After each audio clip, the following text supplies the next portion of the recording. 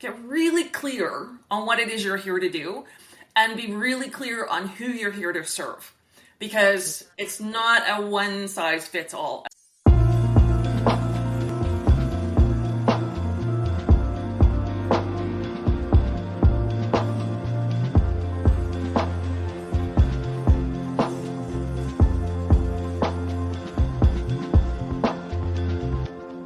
Hello and welcome back to the Amanda Kaufman Show. And I am delighted to be interviewing my friend Angela Wilson.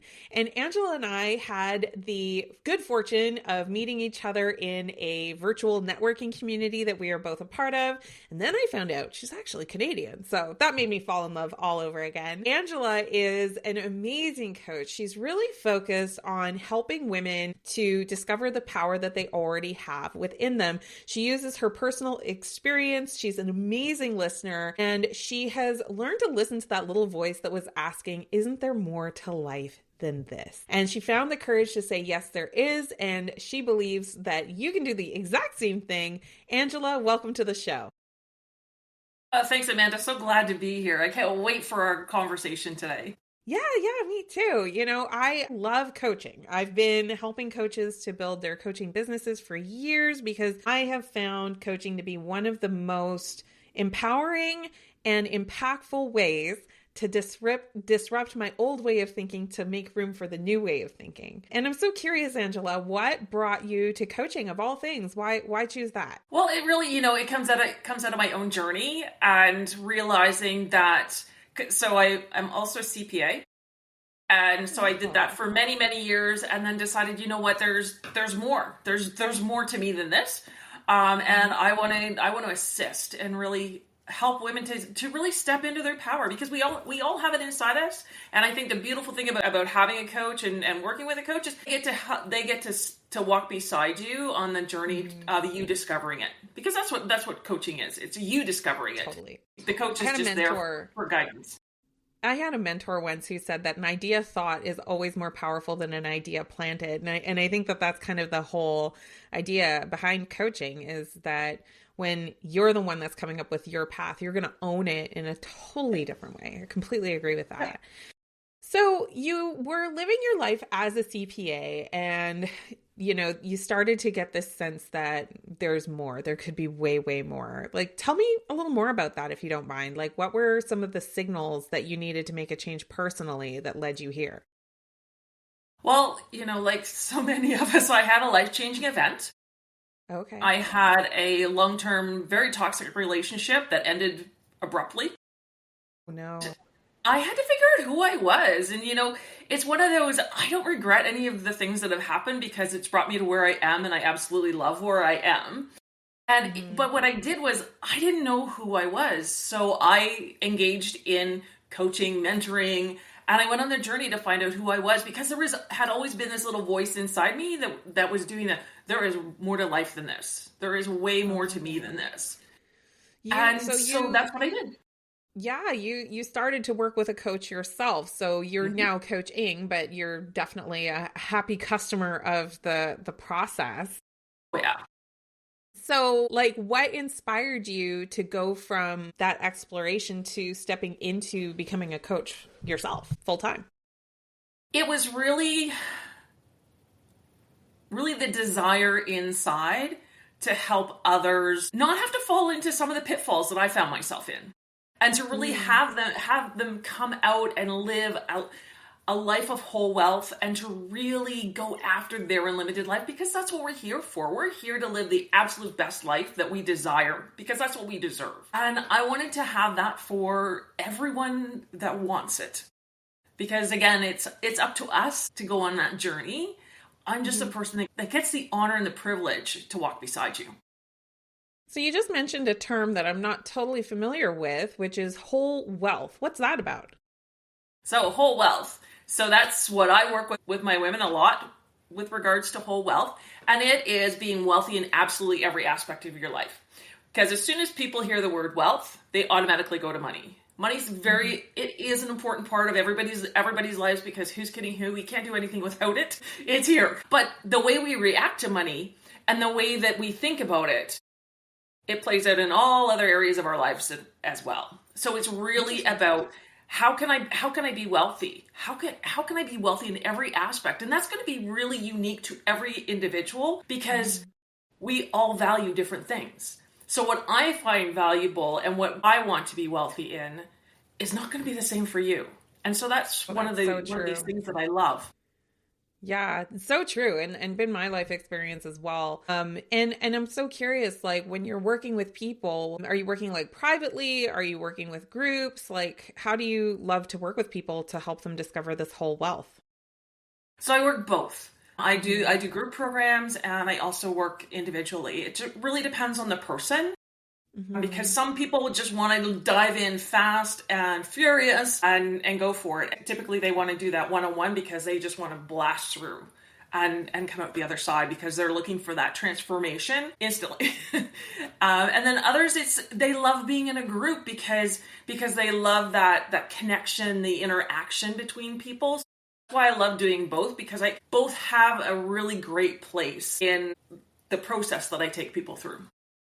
I love that. I love that. And, one of the things that can get in the way for a lot of coaches is the fear of not having enough clients and not having enough people that are really interested in what they do. So I love to ask, like, especially successful coaches like yourself who have already moved into group programming and one on one, like, you clearly have a volume of relationships.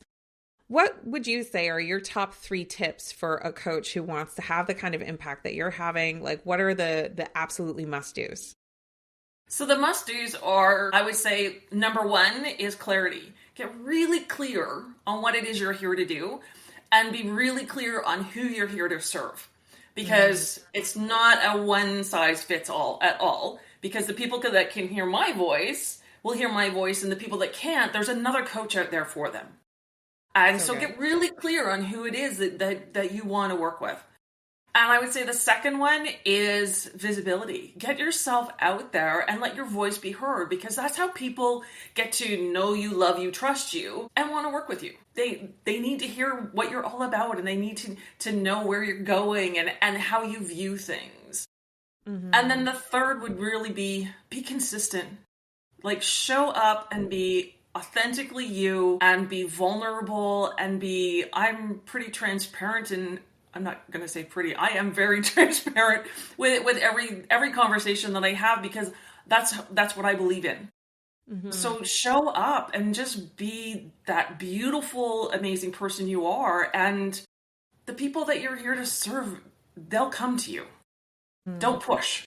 I think, oh, don't push. I'm gonna pull on Yeah. that thread in a second here, but I think one of the things that attracted me to you, Angela, that I wanted to invite you onto the show and have a real conversation is that you really presented with that clarity, and you had this easy demeanor, I would say an unapologetic demeanor around like I'm here to do this thing, this is what I'm doing, and you just said it with such ease and clarity that when we discussed like the possibility of being on the show, I was like, heck yes, all in, because I knew what you were about. I knew who you served, and I had an inclination that somebody listening to this would find value in hearing from you. But I think like the underpinning of all of that was that conviction with which you presented. And it wasn't like a staged thing. It was just, here's who I am, here's what I do. And there was just clarity, like you said.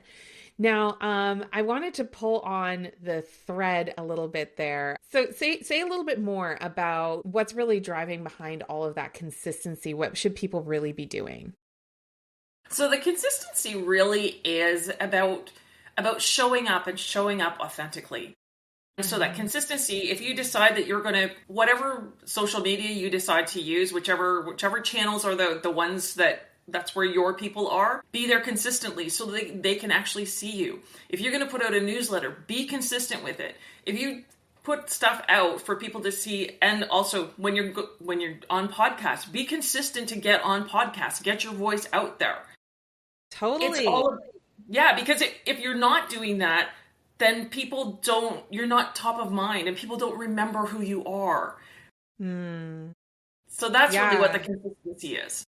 Yeah, I love that. I was just doing a live stream this morning, so this will come out a little bit later. So sorry, listener, if you can't find it in the feeds, but I was talking about how we've been really evaluating, we've been in business for the last 8 years, and we have seen a marked difference in how people are showing up as coaches, how people are consuming coaching, how people are consuming media, and all of those kinds of things. One thing that I would add to the consistency is like, make sure you're measuring it, man.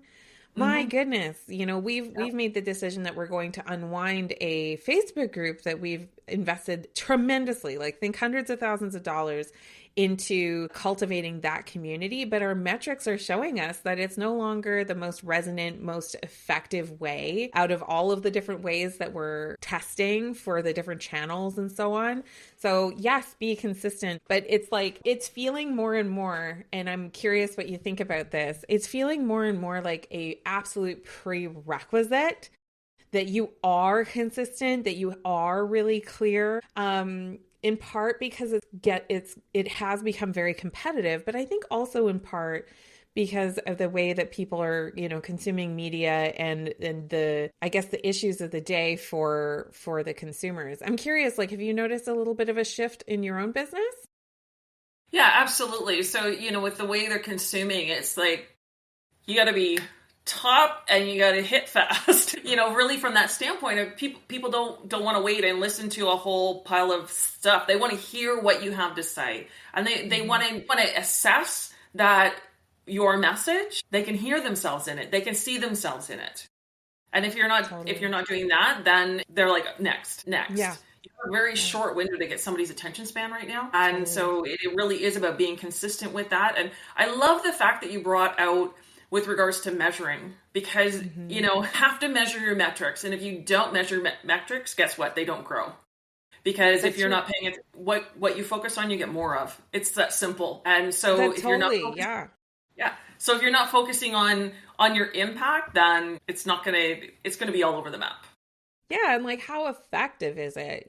So I heard a really, I can't remember what the name of the rule is, sorry listener, but it's basically, I'm calling it the 70-20-10 rule, where it's like 70% of your stubbornness, your effort, your consistency goes to like known channels, things that are going to work, and are repeatable. You have a lot of history behind it. When you do this input activity, you're going to get like most likely this output result. 20% you should be putting towards adjacent things. So like, for example, let's say that you've really mastered the art of LinkedIn and you're getting a lot of really good traction on LinkedIn. You might want to try maybe a different feature in LinkedIn, but like 20% of your effort. Don't let go of the 70% that was working for you that you were really consistent with. This is like the biggest thing that I see people do is they flip this.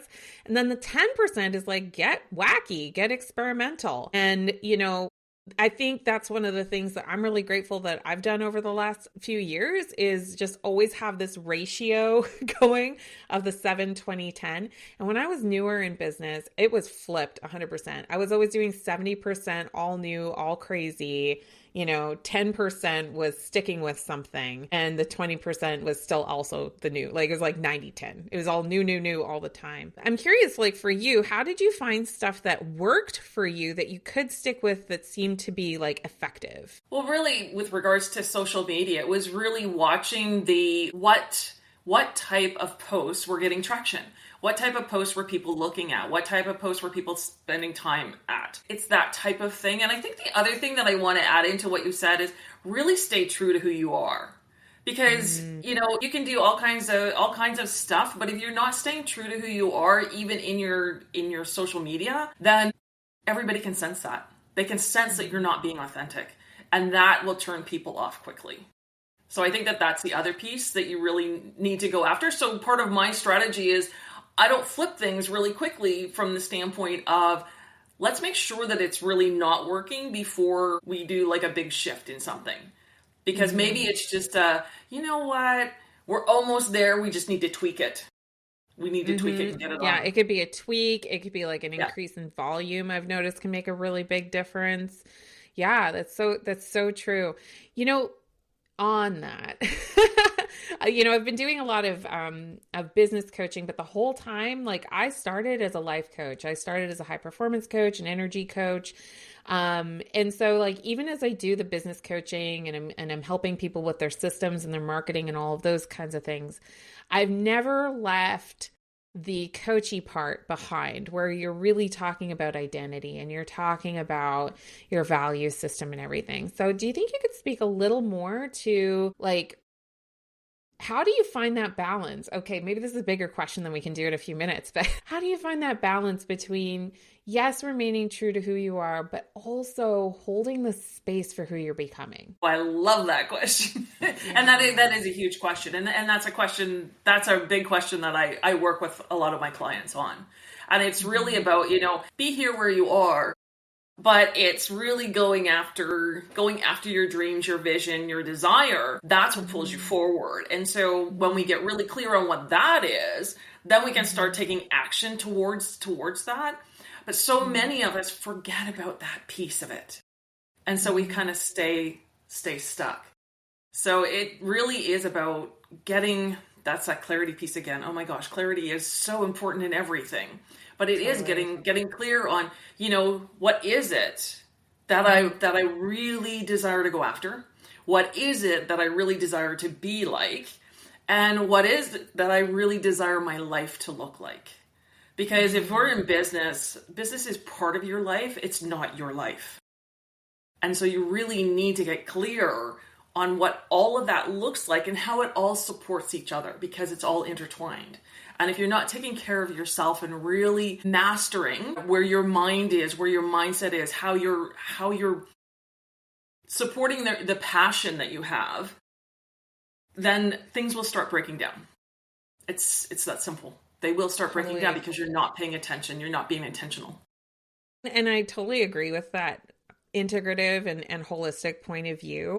And what I keep thinking about is just over the last 8 years of this entrepreneurial journey, and even the 10 years preceding that while I was in corporate America, like the person who left corporate America was definitely a different person than the one who started there. And the person who started as an entrepreneur, I'm very much a different person than I was when I first started, when I had 8 names on a Post-it. I was incredibly insecure, socially anxious to like an 11 out of 10 level. And now I find myself, in these networking groups going, oh my gosh, like I'm so excited to meet a new person and deepen a connection with somebody. And so I think like finding that balance though, that you don't snap back into, I call them like the coping activities or the kind of the retreat behaviors that you might have to if you find yourself so overextended or out of clarity.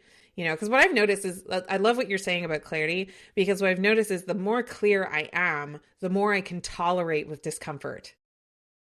If I'm uncomfortable and I have no idea why, then I'm going to default to old behaviors. So I love how you lead with clarity. Angela, what is the best way for people to get to know you better and follow you? So the best way to get to know me and to follow me is really on LinkedIn. You can find me under Angela Wilson. It's really that simple. There's no catchy little name there. So yeah, follow me and see what we're up to. There's always great free things coming out all the time. So I'd love to see any listener that wants to come out and join me. Absolutely. Absolutely. I love it. I can't wait to get this episode out, because I think that there's still a lot of amazing opportunity for coaches that are really committed to like, this is what I really want to do. And I think you're living a wonderful example of that, Angela. Thanks for sharing with us. Well, thanks so much, Amanda. Appreciate it. So, hey, listener, don't forget before you go, make sure you subscribe if you haven't already. And if you could take 30 seconds to leave a review, we really appreciate it. Those 5-star reviews help people find the show and trust us with their ears. And in fact, if you've got some friends who have been thinking about making a big change, being bolder in their life, becoming successful as a coach, wanting that clarity, make sure you grab the link to this episode, you text it to them or send it to them on DM. Find 3 friends that you can light up today with this episode. All right, folks, we'll be back with another episode soon. Until then, we'll see you later.